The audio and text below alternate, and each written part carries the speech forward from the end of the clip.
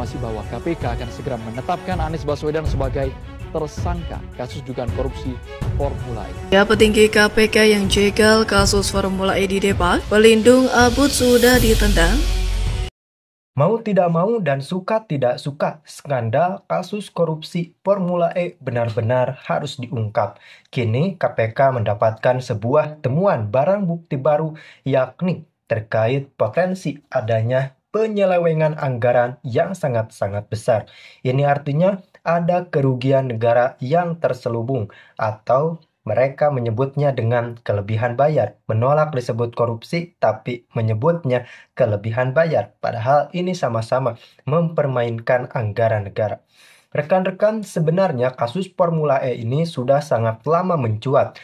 Lantas kenapa kok tidak diperiksa? Anies Baswedan selaku gubernur pada saat itu benar pernah diperiksa KPK hingga 11 jam. Namun, yang menjadi pertanyaan dan masih kepikiran sama saya hingga saat ini adalah statement dari Mahfud MD yang pada saat itu berstatus sebagai Menteri Hukum dari Kabinet Pak Jokowi. Dalam sebuah acara podcast, beliau mengatakan bahwa ketika kita akan memeriksa Anies, ada terselubung pendukungnya tidak suka dengan mengatakan ini adalah usaha untuk menjegal Anies. Padahal KPK bertindak sesuai landasan hukum yang berlaku dan memeriksa siapa yang perlu diperiksa, dan jika memang ditemukan tidak adanya kejanggalan, ya untuk apa KPK memeriksa tokoh atau pejabat yang memang tidak tersandung kasus apapun. Jadi artinya memang skandal korupsi Formula E memang sudah mencuat sejak lama. Tidak cuma itu, pada konten sebelumnya kita sempat menjelaskan bahwa anggaran yang tidak masuk akal di pemerintahan Anies Jakarta memang sangat-sangat menggemparkan kita semua untuk membeli barang-barang yang seharusnya bisa lebih menghemat budget atau anggaran. Justru nilainya sangat fantastis, ada hampir yang mencapai 100 miliar lebih. Tentunya ini menjadi pertanyaan, untuk apa semua itu? Dan perlukah dana sebesar itu untuk membeli peralatan yang seharusnya bisa dibeli dengan harga yang lebih murah? Namun kembali kita ingatkan bahwa kita tidak bermaksud menyudutkan satu pihak atau dua pihak. Kita hanya berfokus untuk penanganan dan mengawal kasus-kasus skandal korupsi karena memang ini sangat krusial. Bagaimana tidak, negara kehilangan uang banyak karena tindak pidana korupsi. Bisa ratusan M, bahkan ada yang ratusan triliun. Lantas kenapa kita harus dibutakan hanya karena janji manis dan omongan manis? Kita sebagai warga negara Republik Indonesia harus mendukung aparat penegak hukum ketika ingin melakukan investigasi terhadap satu tokoh di Indonesia demi kelancaran hukum yang ada. Bukankah kita selalu mengatakan ingin memberantas korupsi? Lantas kenapa ketika kita tidak suka tokoh yang diidolakan terjerat skandal, kok malah menyalahkan pimpinan KPK? Ini sangat-sangat logika yang sesat. Senjata makan tuan, 3 petinggi KPK yang jegal kasus Formula E di Depok, pelindung Abud sudah ditendang, tanda-tanda rompi oranye bakal dipakai, ditulis oleh tim redaksi jurnal, dikutip dari berbagai sumber. Proses penyelidikan masih terus dilakukan dan itu tentu menjadi direktorat penyelidikan. Dalam penjelasan itu tentu ada yang masuk akal dan tidak masuk akal. Publik tahu itu. Dilansir dari Kompas.com, sebanyak 3 pejabat pada Komisi Pemberantasan Korupsi atau KPK dilaporkan kembali ke institusi asal mereka, yakni Polri dan Kejaksaan. Para pejabat yang kembali ke lembaga asalnya itu terdiri dari Deputi Penindakan KPK Karyoto, Direktur Penyelidikan KPK Indar Priyantoro, serta Direktur Penuntutan KPK Fitro Nur Cahyanto. Karyoto dan Indar kembali ke Polri, sementara Fitro kembali ke Kejaksaan. Akan tetapi, sebelum kembali ke institusi asal mereka, Karyoto sempat dilaporkan ke Dewan Pengawas atau Dewas KPK oleh lembaga swadaya masyarakat. Jenderal Polisi Bintang 2 itu menyatakan siap jika dipanggil Dewas buat menjalani pemeriksaan. Saya sebagai objek yang diperiksa, saya akan mematuhi kalau memang mulai diperiksa, ya tidak ada masalah, kata Karyoto pada Rabu 25 Januari 2023. Di sisi lain, beberapa waktu belakangan beredar kabar soal perbedaan pandangan di internal KPK. Sebagian pimpinan KPK disebut-sebut mendesak para penyidik supaya penyelidikan dugaan korupsi penyelenggaraan Formula E naik ke tahap penyidikan.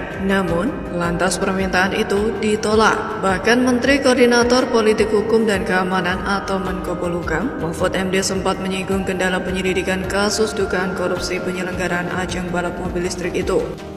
Ditanya Formula E dan sumber resapan, Anies malah jawab soal biaya hidup. Emang dasar gak bener ngelantur. Gini kok mau jadi presiden? Dari Formula E, kemudian sumber resapan lagi. Ini bisa dijelasin nggak yang dua ini, Formula E dan sumber resapan, apa yang terjadi? Ya. Jadi begini, kalau kita bicara tentang masalah yang ada di masyarakat, maka kita akan melihat kondisi masyarakat dan hajat hidup mendasar. Makanya kalau tanya pada keluarga-keluarga di Jakarta, apa persoalan paling dasar, mereka akan menjawab biaya hidup yang tak terjangkau. Yang kedua, lapangan pekerjaan. Terus nanti kita ingat, kita bareng-bareng, lapangan pekerjaan. Kemudian persoalan apa lagi yang mereka akan nyatakan? Mereka akan menyatakan tentang kesehatan, tentang pendidikan. Kami akan fokus pada masalah-masalah yang senyatanya menjadi kebutuhan utama masyarakat. Pembicaraan sosial media akan sangat ditentukan oleh mereka yang memiliki jumlah pengikut. Hal yang tidak penting bisa menjadi amat besar, tapi hal yang mendasar bisa jadi tidak pernah dibicarakan di sosial media. KPK akan segera menetapkan Anies Baswedan sebagai tersangka kasus dugaan korupsi Formula E.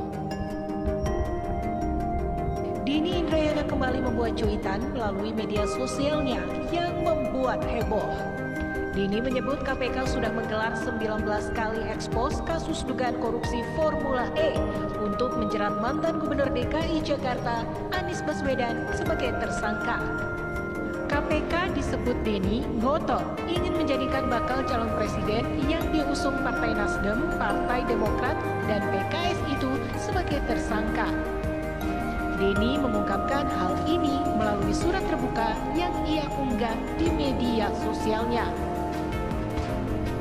Namun, Wakil Ketua Komisi Pemberantasan Korupsi KPK Nurul Gufron kabar bakal calon presiden Anies Baswedan akan menjadi tersangka kasus korupsi. Ketika Anies nih, ini memang menarik. Anies ini biasanya kan pintar sekali ngomong, mengulas menata kata. Iya, menata kata. Tetapi ketika ditanya soal ini, dia langsung bungkam. Nah, ini menarik nih.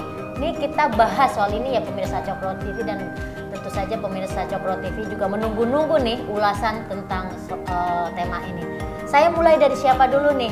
Mas Guntur dulu apa Kak Ade dulu? Oke, Kak Ade dulu. Gimana nih melihat ini ya? Panjang ini ceritanya. Enggak, saya pikir memang apa yang tadi disampaikan oleh Nong tuh kita share, kita setujui bersama lah ya. Sejak awal ini memang mencurigakan ya. Dan sejak awal ya kita harus katakan bahwa ada Partai Solidaritas Indonesia yang kekeh mengejar ini, mempertanyakan ini. Dan kalau tidak salah di awal itu dikatakan bahwa bahkan sebetulnya di rencana jangka pendek dan menengah itu kan RP something gitu ya, itu kan harusnya dibuat tuh, dimasukkan. Itu tidak pernah ada. Jadi tiba-tiba perencanaan awal aja nggak ada. Tuh, jadi tiba-tiba muncul di situ dengan angka yang fantastis, ya. Dan lebih dari itu memang sejak awal orang sudah mengatakan bahwa kalian tuh nggak belajar ya dari negara-negara lain bahwa ini bukanlah sebuah perhelatan yang akbar yang bereputasi tinggi. Ada di banyak negara itu sebetulnya merugi atau bahkan dianggap ya nggak prestisius lah ya. Kan Pemprov selalu mengatakan tapi ini untuk mendukung mobil listrik ya. Yang tentu saja kita semua juga kita akan dukung kalau Iya. semangatnya adalah itu. Tapi kan dengan harga sebesar itu, sejak awal kita sudah masyarakat sudah mempersoalkan. Dengan salah satu partai yang selalu berada di terdepan untuk mempersoalkan ini adalah PSI kan. Iya. Nah, ujung-ujungnya seperti Anda katakan adalah sebenarnya bukan interpelasi, rencana interpelasi. Ya. Itu belum terjadi ya. Itu belum karena terjadi tidak kan? disepakati. Ada dua partai, PSI dan kemudian PDIP sama-sama menyatakan bahwa kalau interpelasi itu kan hanya minta agar Anies ini menjelaskan, cuman bertanya, hak bertanya dan kewajiban menjawab gitulah dari gubernur.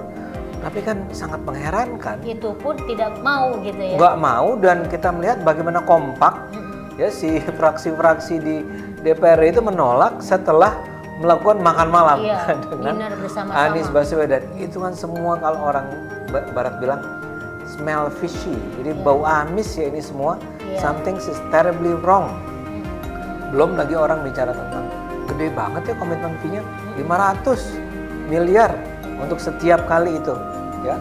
Dan kemudian dikatakan bahwa ini berlangsung sampai tahun 2024 apa atau 2024 ya.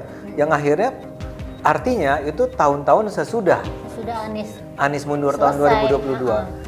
Ini kan semua mencurigakan. Jadi saya senang sih bahwa sekarang bukan Jokowi ya Pak, KPK ya turun tangan, dan dia gini, penonton harus sadar, KPK itu tidak sembarangan memanggil. Jadi biasanya kalau sudah ada bukti yang cukup, yang kuat. Kalau bukti-buktinya masih cuman katanya-katanya, KPK sih nggak mau tuh biasanya Mbak. Jadi kayaknya ada sesuatu nih yang menyangkut ini semua. Jadi itu yang kita tunggu ya. Iya, karena sebenarnya kasus ini pun tuntutan atau desakan publik, khususnya kalau kita baca netizen gitu ya, itu supaya KPK mengusutnya itu kan udah lama. Jadi ada pembicaraan di netizen, jangan-jangan sekarang diusut itu karena novel udah nggak ada, novel Baswedan. Jadi kalau dulu katanya karena masih ada novel Baswedan, kasus ini tuh selalu ditutup. Meskipun itu kita susah ya untuk mengkonfirmasinya.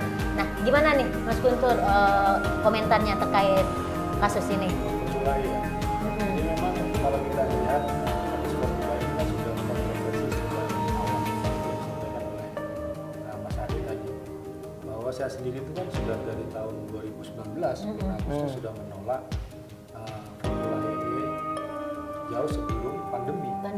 Ya. Apalagi sekarang pandemi itu malah lebih tidak pantas. Tahun 2019 saja alasan-alasan yang saya berikan juga bahwa formula ini tidak sesuai dengan kebutuhan mendesak warga DKI. Warga Jakarta Jelas bahwa di sini masih soal banjir, soal macet kayak sekarang aja ya. Kayak sekarang aja awal November itu sudah banjir Jakarta. Padahal kita tahu musim hujan di Jakarta itu sampai bulan Maret. Itu mau berapa kali tenggelam yang sekarang sudah tenggelam rumahnya itu.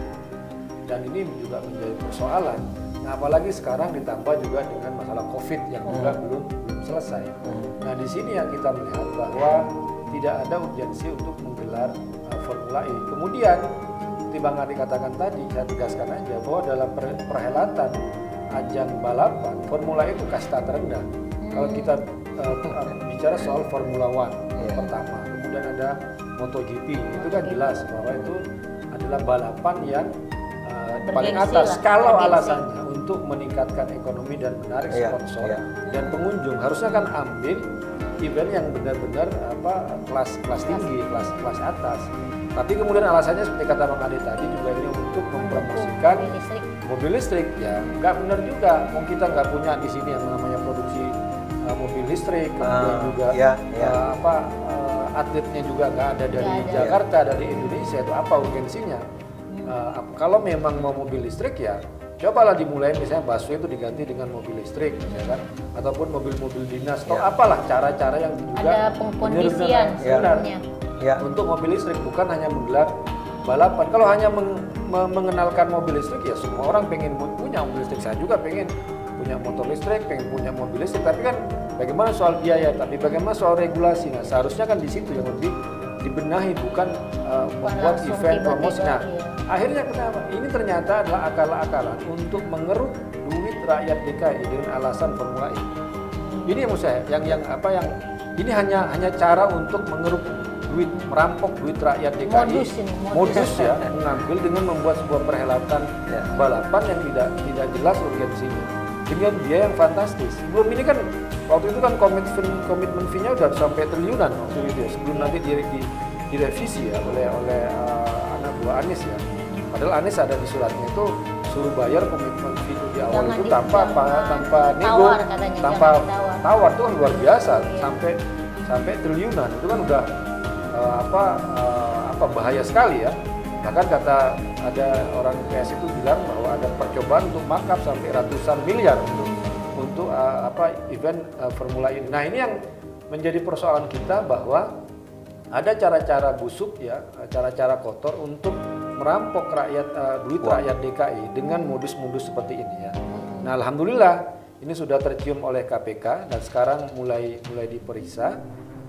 Dan kita juga yang kita tunggu adalah titik terang kasus ini. Karena kalau kita baca misalnya dari Anggara, dari ARA ya, dari PSI itu, sampai sekarang yang namanya DPRD minta bukti transfer 560 miliar untuk komitmen fee itu nggak pernah diberikan oleh pihak Pemprov itu.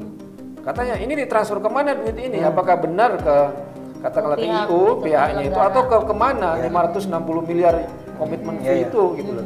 Itu aja nggak jelas. Nggak jelas, nggak sampai dibuka dan banyak ditutup-tutupi. Nah ini, dan kemudian Anies untuk menjelaskan di DPRD dia tidak mau. Ya mungkin dia lebih memilih untuk menjelaskan diperiksa oleh KPK ya untuk kasus seperti kita ini harapkan ya. begitu. Ya ini harapan kita semua agar jelas. Dan kalau kita ngeliat misalnya laporan dari majalah Tempo, orang-orang dekat Anies Baswedan kan semua terlibat di Formula E itu. Gengnya Pak Yusuf Kalla ya. Itu kan orang-orang dekatnya, apakah ponakannya atau sebagainya. Kemudian juga orang-orang dekat Anies, tim ses di Anies, kemudian di mana-mana itu juga jelas sekali nama-namanya sudah disebutkan oleh majalah Tempo. Jadi ini lebih saya melihat bahwa bancakan gitu bancakan. Kemudian pertanyaan kita, apakah ini lebih kepada praktek korupsi, kolusi dan nepotisme? Ini kan pertanyaan kita. Kenapa?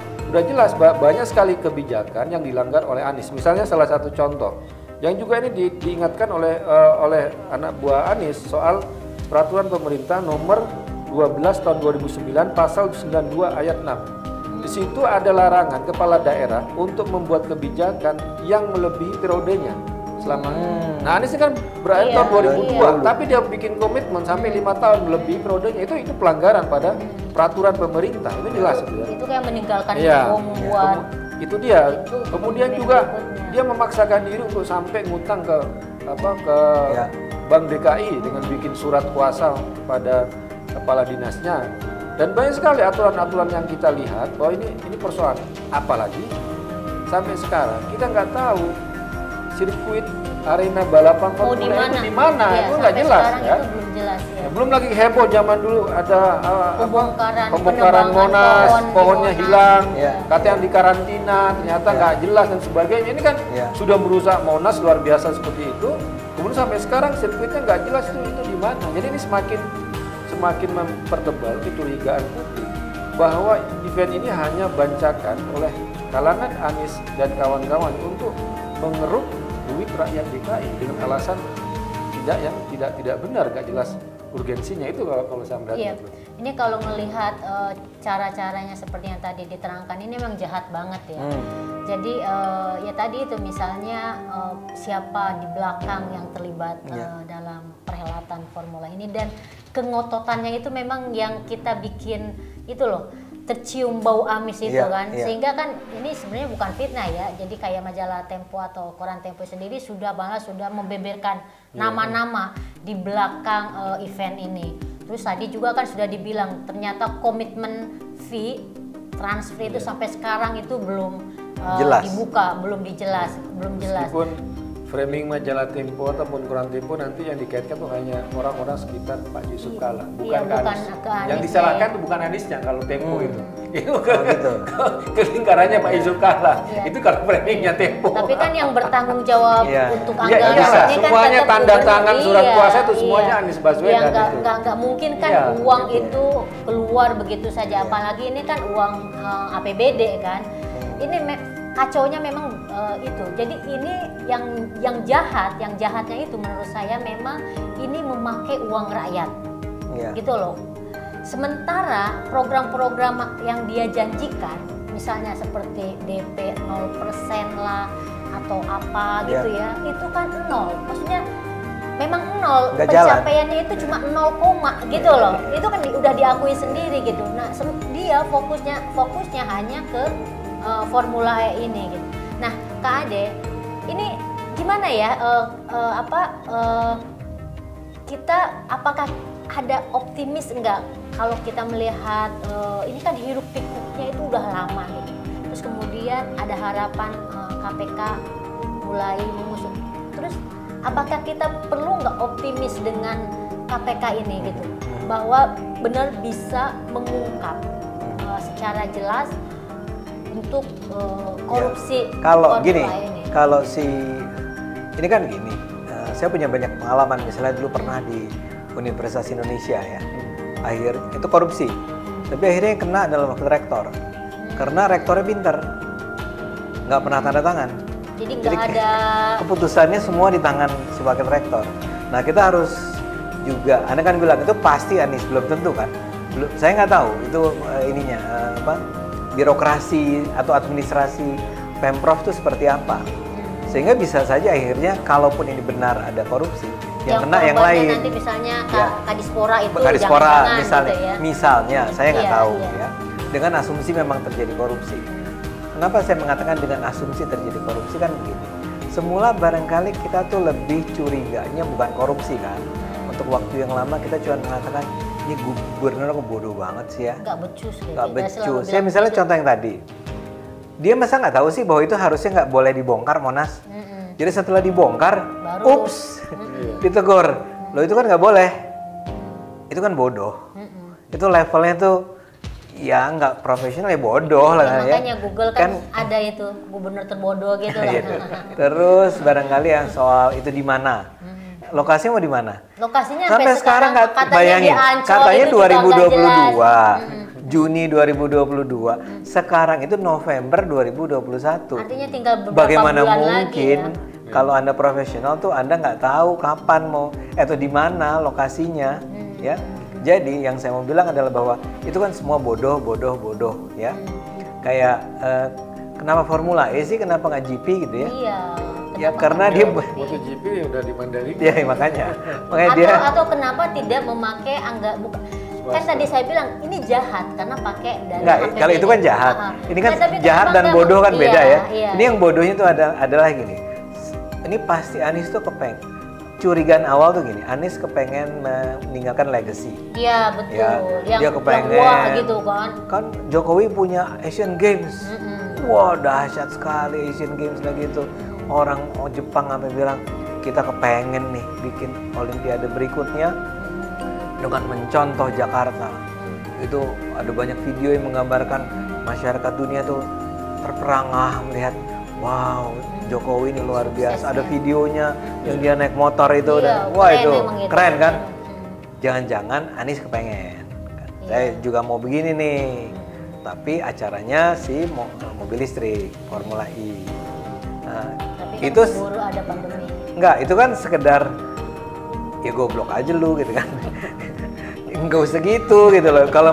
Kalau mau meninggalkan legacy ya bangun Jakarta kan, kayak Anda bilang DP 0%, banjir segala macam. Ngapain bikin acara kelas 2 gitu loh. Yang belum betul. Tapi kan pelan-pelan kita mulai curiga seperti Mas Guntur katakan tadi. Ini bukan soal bodoh, jangan-jangan pinter. Jangan-jangan memang acara ini dipakai buat ngerampok duit. Jangan-jangan ya. Ini garis bawah nih, jangan sampai nanti Bambang Wijayanto, wah penduduk kita, wah TGUPP, G Salifah, wah marah-marah gitu, bajingan Guntur, ada Armando Nong itu katanya. Biasa, udah biasa marah-marahin. Nah, saya bilang harap dicatat nih ya, kita nggak bilang kalian maling, jangan-jangan kalian maling gitu loh. Karena terlalu jelas. Terlalu nggak masuk di akal ya. Iya. Yang kayak tadi yang 500 miliar. Di negara lain boro-boro 500 miliar komitmen fee itu. Apalagi itu negara ada yang gratis, ada yang cuma bayar berapa gitu kan. ini kan sebenarnya lagi mempromosikan. Jadi kalau yang namanya mempromosikan komitmen fee itu nggak apa-apalah gitu kan kata si panitia. Yang penting acara ini membawa sukses, membawa keuntungan kan. Komitmen fee itu kan jangan fee berkomitmen bahwa ini jadi dilakukan ya, kan gitu. Ini kenapa kita gede banget? Dan di lain pembiayaan yang lain. Di luar pembiayaan yang lain. Cuma komitmen fee. Dan fee. tadinya komitmen fee ini dia kalau 3 kali 500 miliar tuh setiap tahun. Jadi 1,5 triliun lah kira-kira ya. Kira-kira. Tahu-tahu sekarang jadi cuma 1 kali. Apa artinya 3 kali, 3 tahun. 3 tahun tuh komitmen fee-nya 560 miliar kayak gitu. Kok bisa berubah-ubahnya secepat itu? Belum lagi orang mengatakan kalau di negara lain tuh nggak dibayar, bisa gratis atau sangat murah. Jadi saya mau bilang bahwa memang jangan-jangan ini memang dibuat, apalagi nggak perlu nawar tadi kan? Iya, nggak perlu dinego. Nggak perlu dinegosiasi. Harga itu semua orang nggak harus jadi seorang profesor ahli ekonomi atau menjadi KPK untuk curiga ada apa sih sebenarnya, ya? Kenapa sih ini dipaksakan dilakukan? Dan kenapa sih nggak harus kenapa sampai tidak masuk di rencana jangka RPJME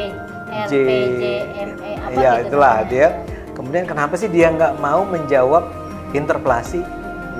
Ini itu semua kan? Iya, artinya kalau memang udah benar kan tinggal dijelaskan. Gitu kan. Ini rencana kita gini. Ya kita maaf ternyata gara-gara COVID ternyata kita harus menyesuaikan ini. Ya jawab aja kan. Tapi saya duga dia tahu PSI terutama punya data yang akan mempermalukan dia kalau sampai terjadi interpelasi. Karena interpelasi kan betul-betul DPR bertanya, bukan sekedar hearing, bukan apa? Dengar pendapat ya. Kalau dengar pendapat kan kayak kemarin tuh bisa dimatiin lah. Mic-nya ini betul-betul minta penjelasan. Ada pertanyaannya, ada jawabannya, ada pertanyaannya, ada jawabannya. Dan itu nggak siap Anies untuk menghadapi. Saya duga keras bahwa dia sebetulnya tahu. Makanya ketika Nong bilang orang yang tadinya pintar menata kata ini sekarang setiap kali didekati oleh wartawan, Pak Formula E langsung menghindar, Pak Formula E langsung macam kan, malah ngomongin tentang apa lain gitu kan. Dan jangan-jangan banjir ini jadi alasan nih, untuk mengalihkan isu. Jadi nggak ngomong lagi Formula E, ngomongin banjir dan gagal pula gitu kan. Kita lihat aja tuh. Nah tapi ada kekhawatiran gini Mas Guntur, ini orang-orang di sekeliling Anies ini kan dulu katakanlah mantan KPK ya, yang bisa kalau di netizen itu pembicaranya adalah yang bisalah ngatur-ngatur soal bagaimana soal dana. Trik-triknya. Nah itu loh, makanya itu yang tadi saya juga agak pesimis, tapi kita kan nggak boleh pesimis ya, kita harus percaya dengan KPK. Ada Bambang Wijayanto, siapa lagi ya? Nah, Pandu ya? Siapa? Adnan ya? Adnan. Yang mungkin kayak bisa benar-benar nge-backup nih ketika Anies suatu nanti gitu itu dipanggil oleh KPK. Nah, gimana nih Mas Guntur bisa? Menurut saya kalau udah mantan komisioner kan udah nggak ada hubungannya ya. Bambang Wijayanto juga kemarin pilpres ngawur tuh kan, kalah juga di pilpres itu kan. Jadi nggak dan dia juga kita lihat rata-rata TGUPP sama yang KPK di situ kan saya lihat kayak makan gaji buta gitu kan. Dari pajak kita yang kita berikan mereka makan nggak jelas kerjanya itu apa. Apakah benar untuk pemberantasan itu dia memberantasan korupsi? Atau dia malah mau menutupi kasus-kasus korupsi, itu kan harus kita tanyakan misalnya. Apakah misalnya kalau kita nggak kejanggalan-kejanggalan yang ada di Formula E dari soal aturan, kemudian juga soal harga, soal urgensi, apa orang kayak Bambang Wijayanto dan Adnan Topan itu kan terganggu? Saya jadi curiga ini orang masih punya komitmen nggak soal penataan good governance dan soal pemberantasan korupsi? Saya jadi curiga, jangan-jangan KPK yang ada di DKI yang dibentuk oleh Anies itu untuk menutupi kasus-kasus korupsi yang ada di Jakarta. Nah, itu kemudian juga sekarang mau dilawankan dengan KPK yang ada di pusat gitu. Ini yang jadi persoalan. Ini akhirnya kayak membungkus bangkai dengan bungkusan yang baik gitu kan. Nah, ini yang perlu kita kritisi bersama-sama. Ini perlu kita ungkapkan kepada publik ya, kepada publik. Dan ya harus kita teriak bersama-sama ini karena ini kan terkait dengan uang APBD. Uang rakyat, iya. Kalau mau Pajak- apa aja, kalau pajak itu kita gitu uangnya istilahnya. Boswa misalnya, uang perusahaan yang dekat dengan Anies ya Atau silakan. Mau BUMD bikin gitu ya. event, mau bikin apa kayak 100 kali dalam sehari juga nggak apa-apa, asal duitnya adalah duit swasta ya kan. Tapi ini karena duit ini terkait dengan duitnya rakyat DKI, dengan duitnya pajak, ini yang harus dipertanggungjawabkan. Nah, seharusnya kan ini memang event-event seperti ini kan ini adalah kemitraan antar pemerintah daerah dengan swasta. Kan? Swasta yang harus pegang. Kalau memang Anies percaya bahwa ini bisa mendatangkan tamu, bisa mendatangkan sponsor, bisa mendatangkan kebangkitan ekonomi, ya silakan. Tapi pakai uang swasta. Kalau mau percaya bahwa ini punya masa depan bisnis yang bagus. Ya silakan. DKI apa yang ngasih?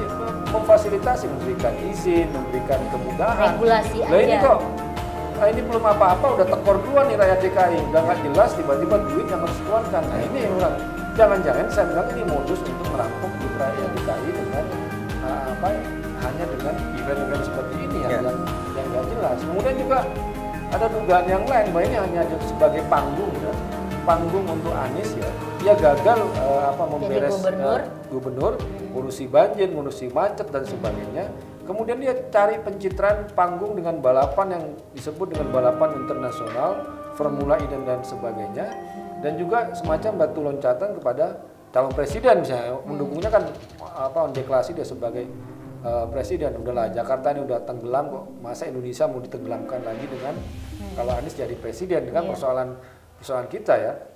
Nah ini yang menurut saya harus kita kritisi bersama-sama ya.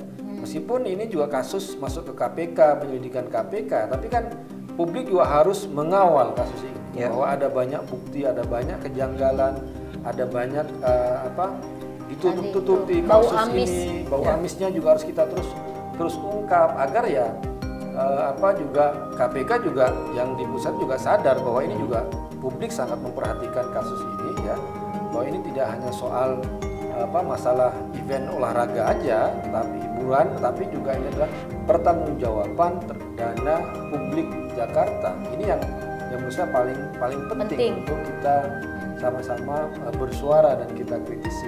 Ya. Kalau duitnya Ges Khalifa nggak apa-apa, mau miliaran silakan, Ges, kita nggak akan protes. Kalau itu duit ente gitu loh. Tapi karena ini duitnya rakyat DKI, kita mau protes itu karena ada duit kita juga di situ. Pajak kita di situ. Atau nanti balapannya mau diancol. Ya kan komisarisnya dia gitu. Sampai sekarang nggak jelas juga itu. Iya. Pasti Ges marah-marah, nanti ada beritanya. Ges Guntur Romli bajingan. Jadi pemirsa Cokro TV, memang kasus ini harus kita kawal bersama. Jadi dan kita awasi terus KPK ini, dan kita berharap KPK berani bukan hanya di tingkat kepala disporanya aja, tetapi juga tanda tangan itu, dan ini sudah ditemukan juga kan.